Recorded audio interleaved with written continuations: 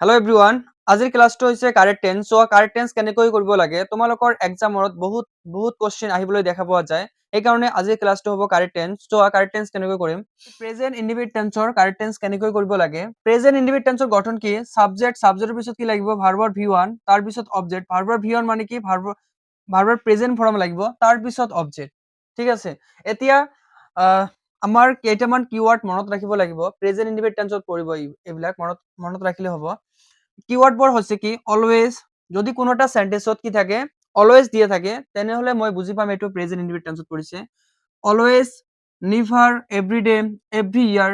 ঠিক আছে, generally, usually, seldom, often, daily, তাৰপিছত সামটাইমছ, নৰ্মালি, ইউজ টু, আৰু কি আছে ইউনিভাৰ্চেল ট্ৰুথ। ইউনিভাৰ্চেল ট্ৰুথ মানে হৈছে কি, যিটো চিৰসত্য ঘটনা। ঠিক আছে, চিৰসত্য হয়, যিটো সেন্টেন্স চিৰসত্য হ'ব তেন্তে এইটো প্ৰেজেন্ট ইনডিফিনিট টেন্সত ব্যৱহাৰ কৰা হ'ব।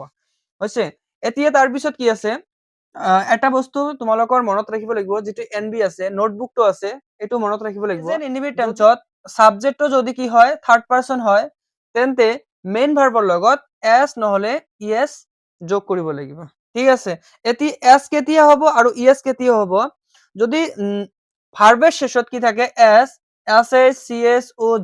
থাকে, তেন্তে মই কি ইউজ কৰিম, ইএছ ব্যৱহাৰ কৰিম। আৰু এছ কেতিয়া হ'ব, এই বাকি এছ, বা এইকেইটা মানে বাদ দি যিবিলাক থাকিব সকলোৰে লগত বাকি সকলোৰে ক্ষেত্ৰত কি হ'ব, এছ ব্যৱহাৰ কৰিম। ঠিক আছে, এছ, এই বাকিবোৰ বাদ দি বাকিবোৰৰ লগত কি ইউজ কৰিম, এছ ইউজ কৰিম। ঠিক আছে, এতিয়া চোৱা এটা এক্সাম্পল কি আছে, এক্সাম্পলটো কি আছে, I usually go to bed at 11 PM.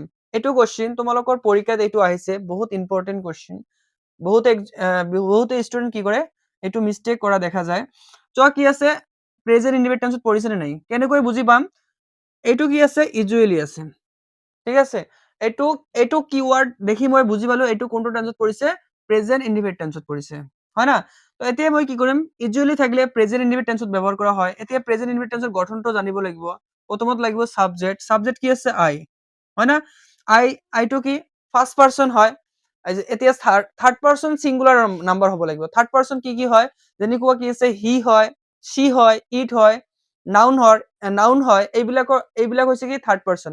যদি থাৰ্ড পাৰসন হয় তেনেহলে মই কি ইউজ কৰিম, এছ নহলে ইএছ ইউজ কৰিম। ঠিক আছে, আৰু যদি থাৰ্ড পাৰসন নহয় তেনেহলে মই এছ বা ইএছ ব্যৱহাৰ নকৰিম। ঠিক আছে, এতিয়া কি আছে, ফাৰ্ষ্ট পাৰসন হলে এছ বা ইএছ ব্যৱহাৰ নহব। প্ৰথমত লাগিব সাবজেক্ট কি আছে, আই হল। এতিয়া সাবজেক্টৰ পিছত লাগে কি, ভাৰ্বৰ V1। ভাৰ্ব কোনটো, এতিয়া যিটো কি আছে, কিওয়াৰ্ড আছে, কিওয়াৰ্ডটো মই ইয়াত বহাই দিম, ইউজুৱেলি আছে, ইউজুৱেলি হ'ব। এতিয়া তাৰ পিছত লাগে ভাৰ্ব, এইটো যিটো ব্ৰেকেট থাকে, ব্ৰেকেটত সকলো সময়তে কি থাকে, ভাৰ্বৰ V1 থাকিব। ঠিক আছে, মনত ৰাখিলে হ'ল, ব্ৰেকেট যিটো থাকিব, ব্ৰেকেটত ভাৰ্বৰ V1 থাকে। ভাৰ্বৰ V1 লাগে অলৰেডি, যিহেতু ইয়াতে ভাৰ্বৰ V1 আছে, তেনেহলে কি হ'ব, গো আছে, গোৰ ঠাইত গো দিম। এতিয়া তাৰপিছত এছ বাই এছ হ'ব, যদি থাৰ্ড পাৰসন সিঙ্গুলাৰ নাম্বাৰ হয়। এতিয়া ইয়াতো থাৰ্ড পাৰসন নহয়, এইটো ফাৰ্ষ্ট পাৰসন, তেনেহলে ইয়াৰ লগত কি যোগ নহব, এছ বাই এছ যোগ নহব। তাৰপিছত কি আছে, অবজেক্ট লাগে। অবজেক্ট অকল ব্ৰেকেটটো উঠাই দিলে হৈ যাব। টু আছে, টু, বেট আছে, বেট এট 11 PM। ঠিক আছে, এইটো হল এনসাৰ হৈছে।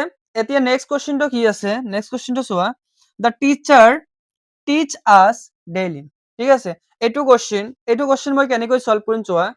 ইয়াত কি আছে, ডেইলি আছে, এইটো হল কিওয়াৰ্ড, হয় নে নাই, আছে নে নাই চোৱা, এই যে ডেইলি থাকিলে মই জানিম এইটো কোনটো টেন্সত পৰিছে, প্ৰেজেন্ট ইনডিফিনিট টেন্সত, হয় না। তেনেহলে কেনেকৈ সলভ কৰিম চোৱা, দ্য টিচাৰ আছে, দ্য টিচাৰ হ'ব, দ্য টিচাৰ। এতিয়া ভাৰ্বৰ V1 লাগে, ভাৰ্ব কোনটো, টিচ ভাৰ্বৰ V1তে আছে মানে নাই, টিচ। এতিয়া জানিব লাগিব এছ বা ইএছ কেতিয়া হ'ব, যদি থাৰ্ড পাৰসন হয়। এতিয়া সাবজেক্ট কি আছে, টিচাৰ এটা নাউন হয়, হয় নে নাই। তো এতিয়া তেনেহলে থাৰ্ড পাৰসন সিঙ্গুলাৰ নাম্বাৰ হয়। এতিয়া মেইন ভাৰ্বৰ লগত এছ বা ইএছ যোগ কৰিব লাগিব। ইয়াত কি আছে, CS আছে, অসমীয়া কি হয়, ভাৰ্বৰ শেষত কি আছে, CS আছে। মই তোমালোকক কৈছিলো CS আছে নাই, CS থাকিলে কি যোগ হ'ব, ইএছ যোগ হ'ব। ইয়াত তেনেহলে কি হ'ব, ইএছ যোগ হ'ব।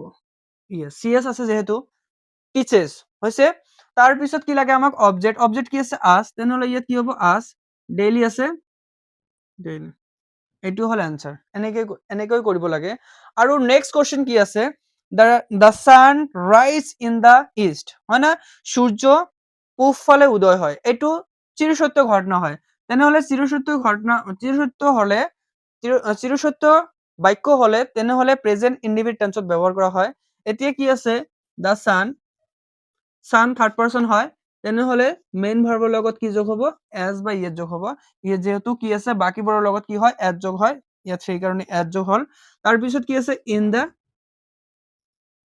east এইটো হল এনসাৰ এনেকৈ প্ৰেজেন্ট ইনডিফিনিট টেন্সৰ কাৰেক্ট টেন্স কৰিব লাগে ঠিক আছে মই তোমালোকক মানে প্ৰত্যেকটো টেন্সৰে ভিডিও কাৰেক্ট টেন্স দি গৈ থাকিম ঠিক আছে হ'ব আজিৰ ক্লাছটো ইমানখিনিয়ে